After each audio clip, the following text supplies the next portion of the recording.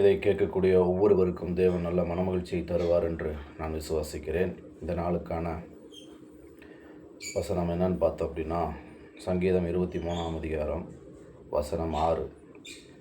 இந்த வசனம் இப்படியாக சொல்லுது: நான் கர்த்தருடைய வீட்டிலே நீடித்த நாட்களாய் நிலைத்திருப்பேன், தேவனோடு இருப்பேன் அப்படிங்கிற மாதிரி இந்த வசனம் சொல்லுது. நீடித்த நாட்களாய் கர்த்தருடைய வீட்டில் நிலைத்திருப்பேன் அப்படின்னு சொல்லும்போது அவர் சொல்லக்கூடிய அந்த கருத்து என்னன்னு பார்த்தோம் அப்படின்னா, இவ்வசனம் நான் யெகோவாவுடைய வீட்டில் என்றுமாய் வாழ்வேன் என்று வருகிறது.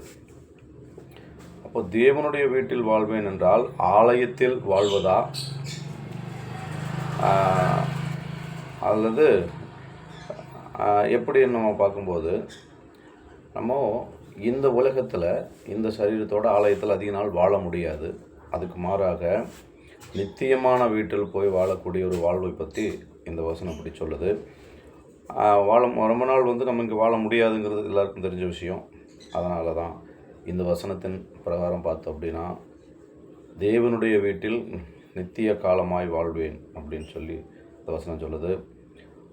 பவுலும் அப்படித்தான் சொல்கிறாரு. என்ன சொல்கிறாருன்னு பார்த்தோம் அப்படின்னா, நீங்கள் இனி அந்நியரும் பரதேசிகளுமாய் இராமல் பரிசுத்தவான்களோடே ஒரே நகரத்தாரும் தேவனுடைய வீட்டாருமாயிருந்து அப்போஸ்தலர் தீர்க்கதரிசிகள் என்பவர்களுடைய அஸ்திபாரங்களின் மேல் கட்டப்பட்டவர்களுமாய் இருக்கிறீர்கள். அதற்கு இயேசு கிறிஸ்து தாமே மூளைக்கல்லாய் இருக்கிறார். அவர் மேல் மாளிகை முழுவதும் இசைவாய் இணைக்கப்பட்டு கர்த்தருக்குள் பரிசுத்த ஆலயமாக எழும்புகிறது.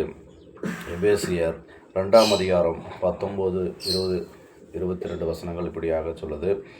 இப்படி ஆண்டவருடைய நகரத்துக்குள்ள ஒரே இப்படி தான் சொல்ல வருங்க, ஒரே நகரத்தாரும் தேவனுடைய வீட்டாருமாய் நம்ம எல்லாரும் கட்டப்பட்டுருக்கிறோமா அப்படியாக இந்த வசனத்தை சொல்லுது. திருச்சபை தேவனுடைய ஆலயமாக இருக்கிறது. சபையில் தேவன் இருந்தால்தான் அது தேவனுடைய ஆலயம். தேவன் நம்முடைய அருகில் இருக்கும்போது பிற விசுவாசிகளை நாம் கேவலமாக பேசுவோமா? பேச மாட்டோம். அப்படி ஒரு போதவர் பிரசங்கம் பண்ணும்போது இப்படியாக சொல்கிறார். அப்படின்னு பார்த்தோம் அப்படின்னா, அவர் ஒரு நல்ல குடிப்பழக்கத்துக்கு அடிமை உள்ள ஒரு போதகர்னு வச்சுக்குவோம் அப்படின்னு சொல்லி அவர் தன்னையே சொல்கிறார். நான் ஒரு நல்ல குடிகாரனாக இருக்கிறேன். தினம் நான் அந்த மது பழக்கத்துக்கு அடிமையாக இருக்கிறதுனால அந்த நான் பிரசங்கத்தை முடிச்சுட்டு நேரம் எங்கே போகிறேன், மதுக்கடைக்கு போகும்போது என்னுடைய காரை நம்ம மதுக்கடைக்கு பக்கத்தில் போகிற சமயத்தில் எதிரில் ஒரு கார் வருது. அந்த கார் யாருதுன்னு பார்த்தா எங்கள் சபை மூப்பருடைய கார் அங்கேருந்து வருது அப்படின்னு சொல்கிறாரு. அப்போ அந்த காரை பார்த்த உடனே இவரால் இறங்கி போக முடியல அப்படின்னு சொல்லி அவர் சொல்கிறார். இறங்கி போக முடியாமல் எப்படி திரும்பி வந்துட்டாராம். இவர் எதை பற்றி சொல்கிறாருன்னு பார்த்தோம்னா, அப்போ அந்த குடிப்பழக்கத்துலேருந்து வெளியே வர முடியாத ஒரு சூழல். ஏன்னா தேவன் நம்மோடு இருக்கிறார் அப்படிங்கிற அந்த பயம் அப்போ வரல. ஆனால் அந்த மூப்பருடைய காரை பார்த்த உடனே அந்த மனுஷன் அங்கேருந்து வர்றாருன்னு தெரிஞ்ச உடனே இவர் என்ன பண்ணிட்டார், திரும்பி வந்துட்டார். அப்போ அந்த குடிப்பழக்கத்துலேருந்து வெளியே வர்றதுக்கான ஒரு தைரியம் எப்போ கிடைக்குதுன்னா, மற்றவங்க நம்மளை பார்த்துருவாங்க அப்படின்னு நம்ம நினைக்கும்போது நம்ம அந்த பழக்கத்தை வேண்டாம், நம்ம அதை விட நமக்கு இதுதான், நம்ம மானம்தான் முக்கியம் அப்படிங்கிற மாதிரி அவர் திரும்பி போயிட்டார் அப்படின்னு சொல்லி அவர் சொல்கிறார்.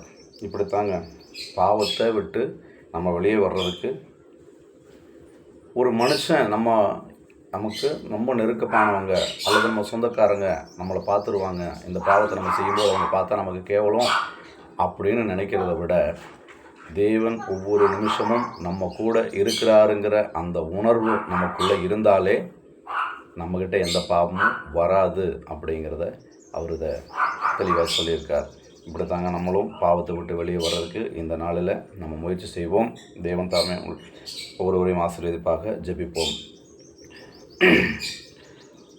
கிருபை நிறைந்த நல்ல ஆண்டவரே, நீர் அனுதினமும் எங்களோடு ஆண்டவரே ஒரு நிமிஷமும் கூட எங்களை விட்டு பிரியாமல் ஒவ்வொருவரையும் பாதுகாக்கக்கூடிய வல்லமையுள்ள தேவனாக இருக்கிறேன். இந்த நாளிலும் ஆண்டவரே, இதை கேட்கக்கூடிய ஒவ்வொருவரையும் தேவன் பாதுகாத்து கொள்ளுங்க.